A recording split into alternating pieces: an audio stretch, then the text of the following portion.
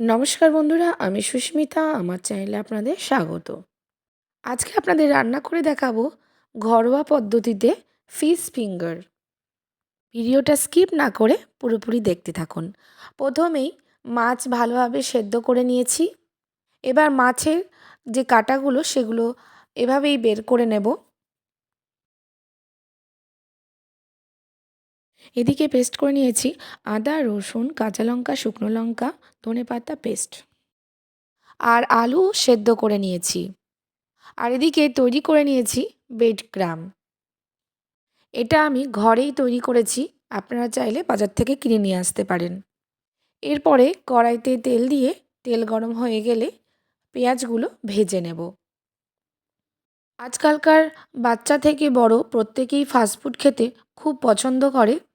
এইভাবে ঘরোয়া পদ্ধতিতে ফিশ ফিঙ্গার রান্না করে দেখতে পারেন। এদিকে 1 চামচ মতো হলুদ দিয়ে দিলাম আর স্বাদ মতো লবণ দিয়ে দিলাম। আরও কিছুক্ষণের জন্য এটা মিডিয়াম আঁচ দিয়ে ভেজে নেব।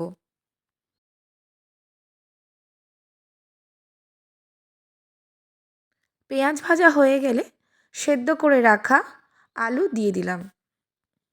পেঁয়াজের সাথে ভালোভাবে মিশিয়ে নিয়ে এখানে যে মশলাটা তৈরি করে রেখেছিলাম সেটা দিয়ে দিলাম।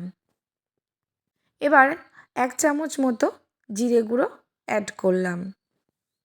এবার আলুর সাথে মশলা কিছুক্ষণ কষিয়ে নেব, যাতে মশলার কাঁচা গন্ধটা চলে যায়। ফিশ ফিঙ্গারের পুর রেডি হয়ে গেছে। এবার একটা পাত্রে ঢেলে নিলাম। এবার সেদ্ধ করে রাখা মাছটা এখানে অ্যাড করলাম। 1/2 কাপ মতো চালের গুঁড়ো আর 1/2 কাপ মতো কর্নফ্লাওয়ার দিয়ে এটা ভালোভাবে মেখে নেব।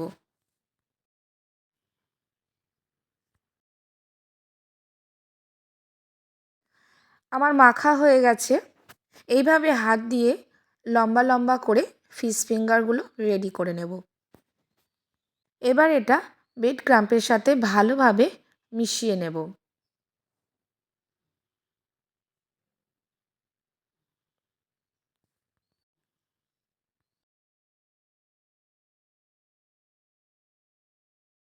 এইভাবে আমি সব ফিশ ফিঙ্গারগুলো রেডি করে নিলাম। এবার কড়াইতে তেল দিয়ে একে একে ফিশ ফিঙ্গারগুলো তেলে ছেড়ে দিলাম। একদম লো ফ্লেমে ভাজতে হবে, না তো পুড়ে যাওয়ার চান্স থাকে। একদিক হয়ে গেছে আর একদিক উল্টে নিলাম। আমার ভাজা হয়ে গেছে, দেখতেই পাচ্ছেন খুব সুন্দর করে ভাজা হয়েছে। এইভাবেই বাকিগুলো ভেজে নেব। আমার রেডি হয়ে গেছে ঘরোয়া পদ্ধতিতে ফিশ ফিঙ্গার। এটা কাসুন্দি অথবা সস দিয়ে পরিবেশন করলে এটা কিন্তু খেতে খুব দুর্দান্ত লাগে। আপনাদের একটা ভেঙে দেখাই যে ভেতরটা কতটা সুন্দর কুক হয়েছে। আমার রেসিপি যদি ভালো লেগে থাকে অবশ্যই লাইক করুন, কমেন্ট করুন আর সাবস্ক্রাইব করতে ভুলবেন না।